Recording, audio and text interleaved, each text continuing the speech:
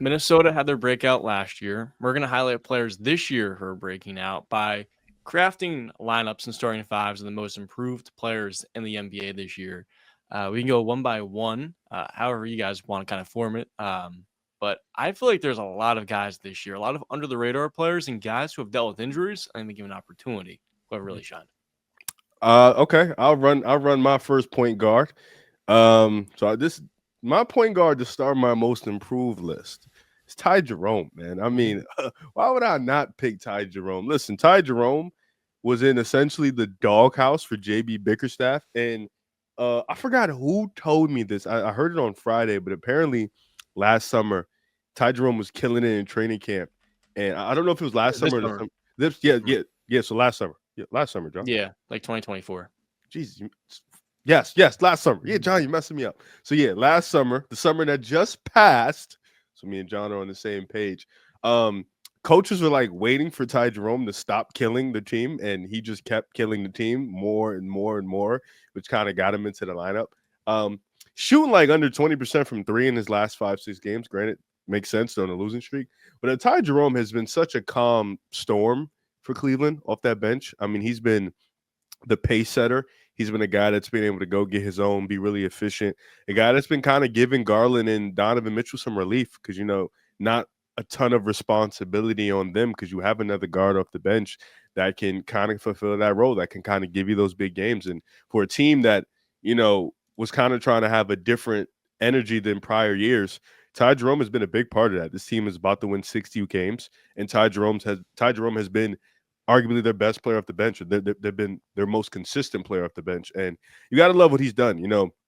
He's just been so efficient from all three levels and been really good as a ball handler. Assist to turnover ratio is there. I love what I've seen from Ty Jerome. And maybe he had it in him last year too, but JB Bickerstaff kind of didn't trust the guy. Well, Kenny Atkinson has been a revelation for his career, and he's probably going to get a bag this summer. But yeah, Ty Jerome is my point guard for my team. That's valid. My point guard, there's a couple of big names, but I want to highlight Peyton Pritchard. This year he's kind of getting the green light by Boston, and he's taken his game to a six-man of the year threshold. He's always had this in him, and he's always reminded me of Fred VanVleet in Toronto, where he's finally given the minutes to shine. He levels up from 9 to 15 points a game and maintains that level of high-level efficiency at 40% from three. He's somebody that in the playoffs I look at, I believe he can win the Celtics a game or two if they continue playing him because they have all the defensive pieces, particularly if Porzingis is healthy. He went from being like the ultimate special teams player in the NBA last year, which I never knew was a thing, but how you could just draw up half courts for him was quite incredible, and I like that pick as well. I'll say this is a controversial pick, and a lot of people don't think that. I don't think he should win the award, but I still think his improvement should be shouted out. I'm going to say Cade Cunningham, and I don't think he should win the award, but I do think he is one of the most improved players. That being said, he falls more in that category of like, yeah, you were the number one overall pick. You're in basically your third real season because he's had so many injuries. It's like you don't really embody the spirit of the most improved player award, but on paper, from a sheer production perspective, he went from like a non-all-star player, like maybe kind of fringe-ish all-star player, to an all-NBA player. And I think that improvement should be celebrated, not with the award, but I'm cool. If I'm going to take anyone as my starting point guard among most improved players, if we're building the starting five, right, I'll take Cade Cunningham. I'm happy to do it. No shame. That's my dog. I love him, man. He's the most improved out of this entire bunch. I know Jerome, it was a matter of opportunity, and he had an injury last year, ankle surgery, and he just needed the opportunity. Cade, I feel like he's the one that's truly ascended the most out of these three guys. I disagree. The guy I'm going to name next, I think actually is ascended the most. I like all of the picks, and all three I considered. I went with Ty Jerome as well as my point guard. I mean, he went from being literally a no factor in the NBA at one point, literally 250 days ago, and he's the most efficient backup point guard in the league. He went from being a guy nobody talked about to, he told Paolo Banchero the other day, "Why are you talking to me? I would be starting point guard on your team." And he's right. He's right. So he's such an improved player, and he's going to sign probably for 18, 20 million this summer, if not more. He's a really, really good player. You should go to Detroit. My next team. Next team. Wow. Position. My next player is going to be a guy who just embodies what I believe in, man. I've been here since day one. And it's Amen Thompson, man. He for me, number 2. If it's not for Cade, this guy has to be like he went from OTE being a main ball handler, being the guy. He gets drafted to Houston. They completely alter his whole role to being like a what do they call Taysom Hill in football, John? Like a jack of all trades guy. Yeah, like a utility guy. He turns into a utility guy for Houston, where he's now a rebounder. He's their top defender. Now he's their help side rim protector. He's the guy that gets out in transition. Then you come into this year, you see a little bit more of that, but then an injury happens. Fred VanVleet goes down. And now you see Amen with the ball more. And you're like, wow, okay, this is what they drafted. This is a guy with lightning bolt speed, top end athleticism. He has the speed of like John Wall and De'Aaron Fox, and the athleticism Ant-Man and Ja. And he's 6'7". Mm-hmm. So to have all of that is a unheard of athlete. Then to top it all off, I think for him this year, the improvement has been his IQ. I think that's been his main improvement. I think just his IQ in key spots, him being more of a better all-around defender, him being better on the ball, him knowing when and to cut, him being elite around the rim, him having more of the confidence in the sheer will to take that jumper. I think Amen has, and now he's, inserted himself into the starting lineup. He just played against Miami. He absolutely dominated Miami and completely took what Tyler Hero said last time and shut him down this time. Amen has that dog in him, and I think he's also another guy that's going to get a lot of love next year for MIP. I think that'll be more his time. But for me this year, just his ascension has been so fast. His growth has been so fast. He went from, high-end potential all-star, what they're going to see, to him being on an untouchable list. And I think that was an in-season improvement in itself. I like that pick a lot. Now, the Good player question. I'm taking. Oh, Alex is raising his hand. Muffle. I was I'm looking at gonna, different I'm gonna tab, raise that's my on me. hand for you, Riv. Fill in the blank for me, okay? Amen Thompson is the blank best player on the Houston Rockets. He's the best. I He's the agree. best player. I'm with you. I was curious if you'd say it. Some people have been very reluctant to say it. They're like, it's Şengün, it's whoever. To me, it's Amen Thompson. Yeah, I think he's the best player on the Rockets. Listen, I'm not gonna sit here and act like I'm the biggest Şengün fan. I'm not. But I'll say this: Şengün's offensive game, I think, as a passer, he's great. I think he's borderline elite as a passer. Like what he can do and just seeing the open guy hitting cutters. I think that is his game. He's pretty inefficient as a scorer. I think he's inefficient as a poster, mainly as a finisher, and he's small. He's undersized. He's 6'10", doesn't have the athleticism that you would like in a 6'9", 6'10" guy. A little bit flat-footed in a sense, but the effort on defense is there. I think he constantly improves his game. I think Şengün, the difference to me with Şengün and Jalen Green, I can add him to, and Tari, you can honestly add all of them. Tyrese and Jabari Smith, we can add all of them. The difference between them and Amen, there's no ceiling for Amen. We don't know how far he can be. Sean Marion, he can be Andre Karolinko, he can be both. He can be Scottie Pippen. Like he's so just otherworldly in his ceiling. I think that's the difference that separates him and the other guys. And the improvement in his game has been faster than than we've seen from the other guys. I think he's probably the best defender on his team. I think he's the best transition player on this team. And I think come playoff time, even coming to offseason, they're going to really like Houston.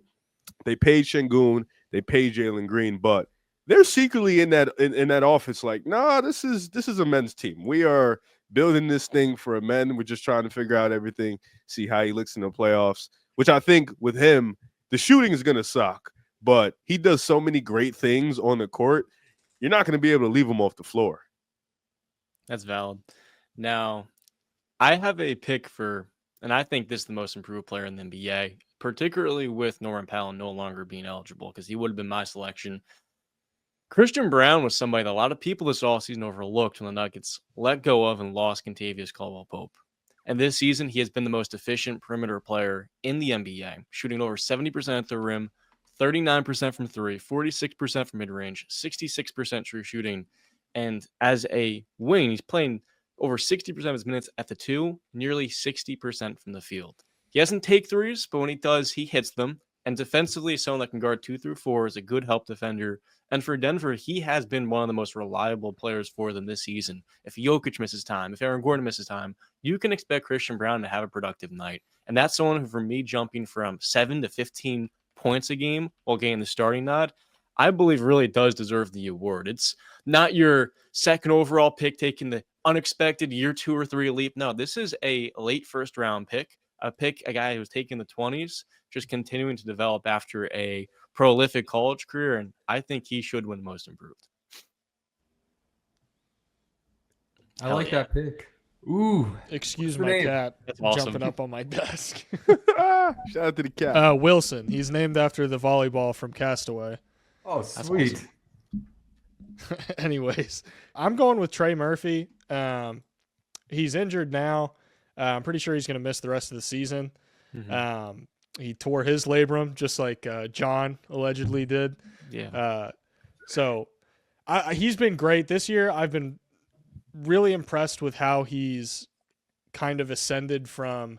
He's always had the flashes where it's like, yeah, he can do some driving. He can put the ball on the floor and create for himself in limited situations. But this year it's like, oh no, you can get your own shot and get to your spots pretty consistently. And it helps that he's, 6'8", 210 pounds, and a very fluid athlete. It all just works in his favor, and the shooting touch is absurd. I mean, 36% this year, which, you look at that, you're like, oh, that's okay. That's below league average. 36%, who cares? But I think specifically this year, it's a byproduct of the offensive burden that he's been shouldering, having to create a lot more for himself, probably seeing more aggressive defensive coverages, being schemed more heavily against opposing teams, or have him at the top of the scouting report for a lot of the season with Zion out. But he's still been able to get his game off, and that's what's really impressed me. And it's not just the scoring, it's the fact that he can do a little bit of facilitation, not anything crazy, but you give him a couple pick and roll opportunities per game, and he's going to find the open man, and he's going to demand a little extra defensive attention now, just by nature of being such a talented scorer, and that scoring ability being something that defenses are much more conscious of now. Alex, you're going to like this because this guy, in his first 49 games of the season, averaged a cool low 10 points, 59% true shooting, 60% two-point percentage, 36% from the three-point line. But then, in 21 minutes, his minutes upped. And then his minutes upped in his last 20 games, 15 points a game. True shooting went up to 60%. Two-point percentage dropped, but the three-point percentage jumped up to 42%. And that is my brother in Christ, Aaron Wiggins. Listen, I love Aaron Wiggins. And, sometimes a guy may not improve necessarily in his game, but he will improve in his role. And I think that's what Aaron Wiggins did. I think Aaron Wiggins, the more minutes he got, he started to show you the more he can do. And as the minutes went up, I felt like he didn't miss a beat. I think he's one of it used to be, I feel like with OKC, it used to be like Isaiah Joe over Aaron Wiggins. But as Aaron Wiggins is getting better, you're like, nah, this is a guy that we need in our rotation immediately. He has the size, 6'6", 6'7", long arms, the confidence in there. Like I've seen him pull up on a pull-up three against some of the best defenders in his face, like shot clock Juan.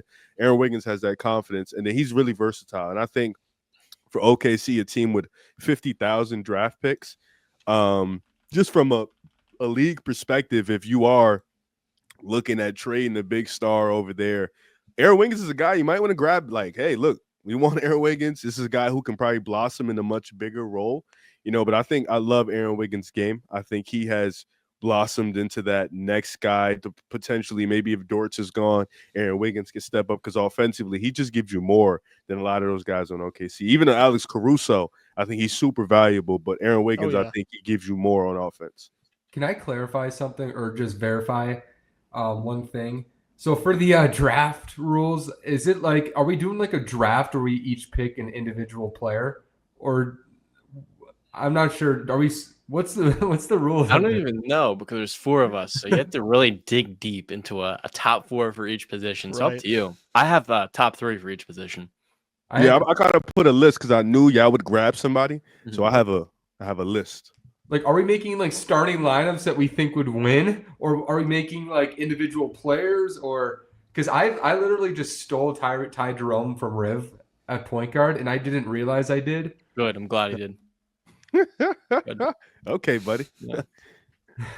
Who's your next guy, Wilder? It's actually same as Alex. I was going to say Trey Murphy. That's why I wanted to clarify that. So are we? So we're just making our most improved player for each position. Is that a fine criteria? This Okay. is a I try to make a starting 5 that works. Yeah, I picked up on that after you took Cam. Like, all right, I got to lock in now. this is a Yeah. this is a topic to acknowledge players that have improved. If Mhm. you want to make it a starting 5 like Alex is doing, you could do that. Nobody's hating on that. I want us to acknowledge the fact that we've had a ton of good and proven players. And I feel like you can lock into your bag and get somebody right now. Okay. I respect that because I think my lineup, if we're just grading on who is the most improved player per position, I'm doing good. But if we're trying to make a lineup to win, I'm getting cooked by everybody. So that's the problem here. I'm like, what game am I trying to win? So okay, yeah, but going back to my small forward, because I'm just going to take everybody else's, I guess. I'm taking Trey Murphy as well. And Alex added a lot to the points of the on-ball creation, the overall, obviously when you compare him to Brandon Miller, the rim pressure advantage that Trey Murphy brings to the table. And also just, this is a dude who, going into the future for the Pelicans rebuild, I think you look at and you're like, he's probably the safest bet to be on this team 4 years from now, if you really think about it. He and maybe Herb Jones, because he's legitimately established himself as a staple. And with where the Pelicans are going to draft this year, I think they're projected at 4 right now. But what if they end up with Dylan Harper? And all of a sudden, maybe the identity of the team starts to shift. Maybe they lean more toward Harper or Flag or whoever they get at the top of the draft. It doesn't matter because Trey Murphy, you can just kind of blend anywhere as your number 2 creator now. And I think that's a really big shift in the trajectory that people had for him in the beginning. I was a huge fan of him year 1 as like a similar to Klay Thompson archetype, but he's kind of turning into just a secondary creating wing. And as you guys highlighted, that's just a really big change that really ascends his upside long term. And if you ask me, I think he's probably the most, I don't know if I would say best, because if Zion is healthy, nobody really touches him in New Orleans, but he's probably the most reliable all-around prospect on the Pelicans, and somebody who, if I'm the Pelicans, I'm trying to keep as long as I can. That's a great take because he is their most reliable player on a night-in, night-out basis. And that's not to disrespect Zion entirely. Now, moving on to power forward. I feel like I'm kind of lucky here because I've taken the first guy the last 2 positions. But I'm going to be grabbing Evan Mobley. The ascension that he's taken this year has been more subtle. It's been more confidence-based, and I think it's been really an injection of belief kind of instilled by Kenny Atkinson. And for Mobley, he's just increased his volume, taking more threes, being more aggressive as a creator for this Cavaliers offense, and being able to kind of rise his points and his production as a kind of engine. And I think that's something that this Cavalier team sorely needed. And Alex, you talked about in your video a few weeks ago about the Cavaliers being able to get paint touches. And with Evan Mobley being able to take this step forward, which kind of made him a more well-rounded player, there's nothing you can really give up for this Cavalier team because they're always going to have something that's going to kind of kill you, whether it's the paint touches, whether it's the corner threes, or the shot creation. And I think those little refinements that he's made on the offensive end has kind of put together the entire offense into being a complete machine. So I think his development and his step forward has been more so just year-to-year progression, but it's been such a big difference for the Cavaliers to take that step forward from being an average offense last year to this year, a top 3 offense in the NBA. That's a good pick, John. That's a good pick. Thank you. I don't hate that I at was all. I think I was gonna pick Evan Mobley as my power forward, but I'm not going to, just for the sake of being different. I'm gonna go with Jalen Johnson, and he God only damn it, played. bastard. I knew someone was gonna pick him. 36 games. It sucks that he missed over half the season. And the Hawks, we talked a little bit earlier. I think the Hawks would be a scary upset potential team if Jalen Johnson was healthy, especially with Zachary Risachet playing how he is lately. But Jalen Johnson, man, 19, 10, and 5. There's not very many guys averaging, at least 19 points, 10 rebounds, and 5 assists in the NBA right now. That's just solid box score production right there. And you look at the fact that he's now doing it, they got rid of DeJounte Murray, and they're like, Jalen Johnson, you're our second option now. Come through for us. We need you to score. We need you to create offense. Go out there and do it. And he did it. And he did a great job. Obviously, the three ball is a little shaky, 31%. The volume still isn't super high. 3.9 attempts per game. But he does have that sample size from last year over the course of 56 games where he shot 35.5% from three on 3.6 attempts per night. I'm not ruling out the idea of Jalen Johnson developing a three. I don't think it's unrealistic for Jalen Johnson to develop a three-point shot. But I think even without it, his improvements everywhere else really warrant him. I think he would have won it this year if he didn't get hurt. I think a lot of people had him as the kind of runaway favorite. I think he definitely embodies the spirit of the award. He was a later first round pick. I wouldn't say he's a late first round pick. He was 20th overall, but he was a later first round pick. He's not a third year player anymore. A lot of players get penalized for being third year players when it comes to the award. He had that minutes increase between his second and his third year where he went from 15 minutes to 33 minutes a game. But now it's you give him 36 minutes a night and he's going to give you star caliber production. I like the pick. Rip had him third in our 2021 NBA redraft. If we're talking about just stock rising, I think like we talked about a moment ago, you look at Atlanta, they have 4 legitimate pillars, and would it be a shock if Jalen Johnson became a top 20 player in the NBA if he becomes a more consistent shooter, especially off the dribble? I think it's in the realm of possibility. Yeah. Now, Awesome. I have an agenda here, and you guys, now I'm learning how flexible this topic is, this subject. So I'm going to do something pretty nasty, okay? I am going to just consider 3 months of basketball. And just to acknowledge this player, for my power forward, because he should be a power forward. Take a wild guess. I'm going Jaden McDaniels. Jaden McDaniels. Maybe the craziest midseason leap I've seen in the last couple of years, because the first 2 months of the year, it was bad. He wasn't rebounding. He wasn't making shots. He wasn't good, bro. He just wasn't good. Yeah. Wasn't good. His ass is head to the bench.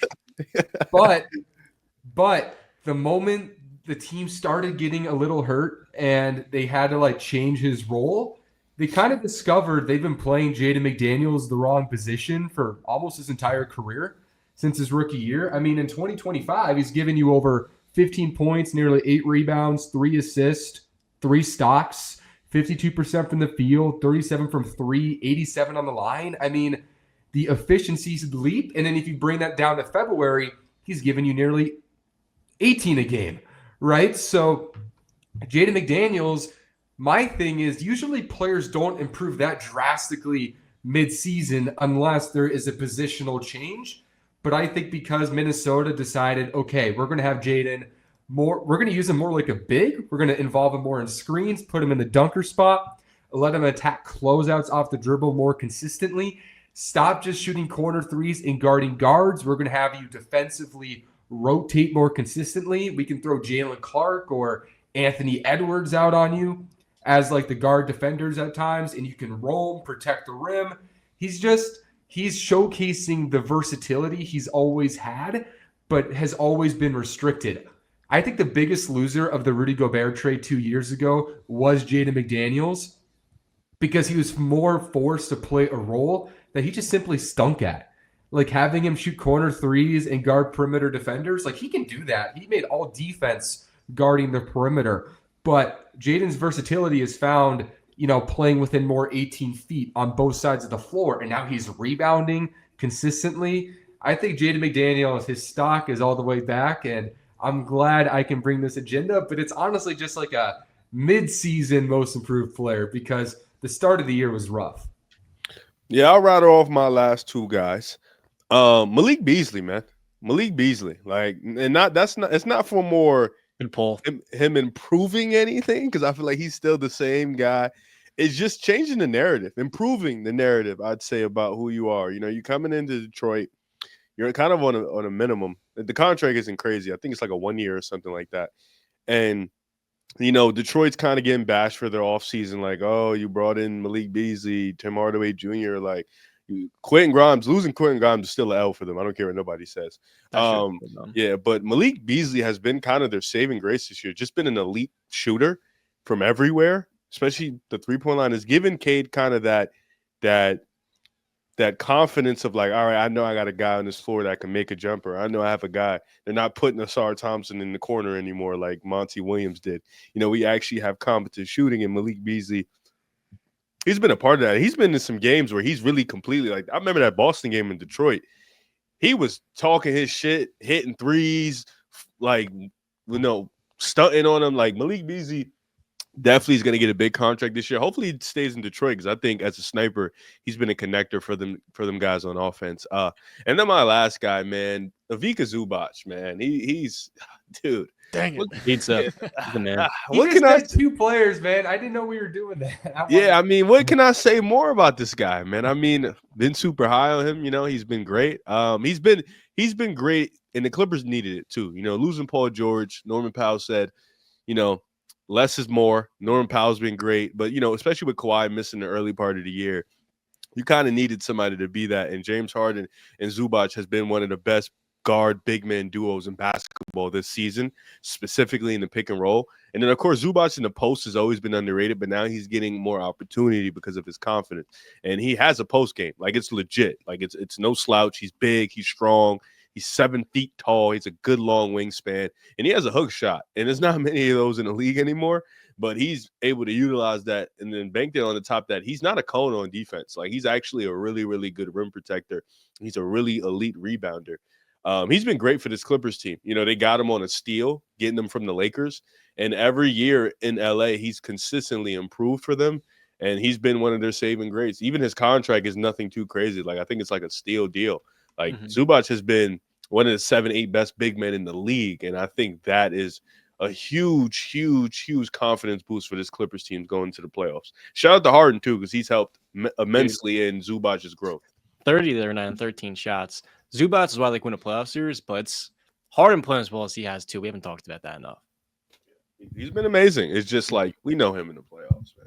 Yeah, it's out. Now, my center spot's going to be one that I think is really under the radar, because this guy's playing 11 minutes a game, but he has been awesome in these 11 minutes.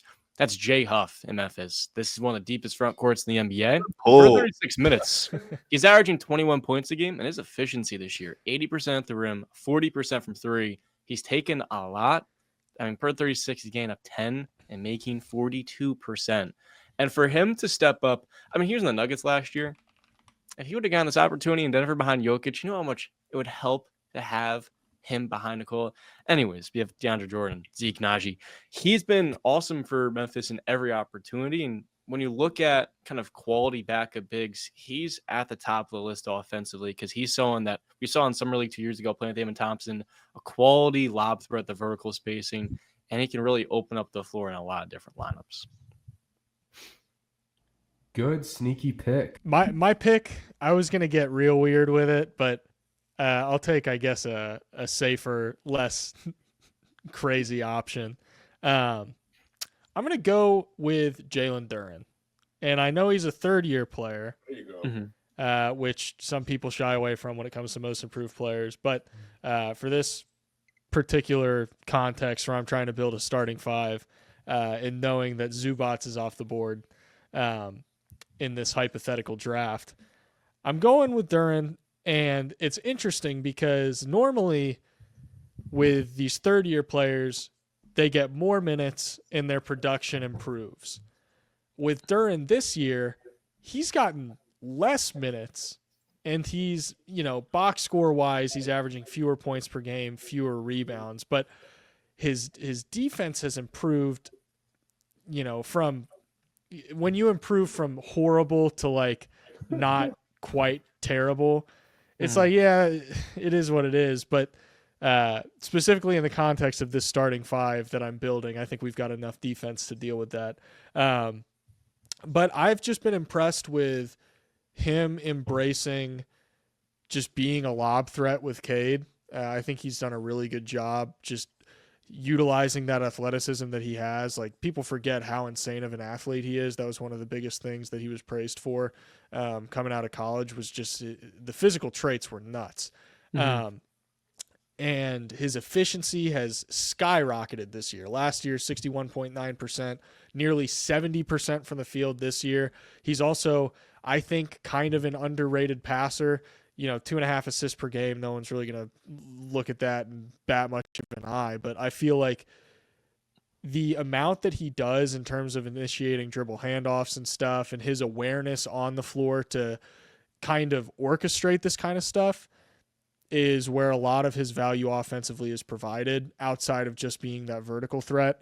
And it's made it to where, he's not really going to space the floor, but he can still utilize the threat of him as a roller, as a vertical threat, to create for his teammates. And I think that's been really important for Detroit's success this year. And he's still only 21 years old. I say we're talking about him in a most improved context right now. Think about 2-3 years from now what Jalen Duren could be doing. I think we've really only scratched the surface of what he's going to be.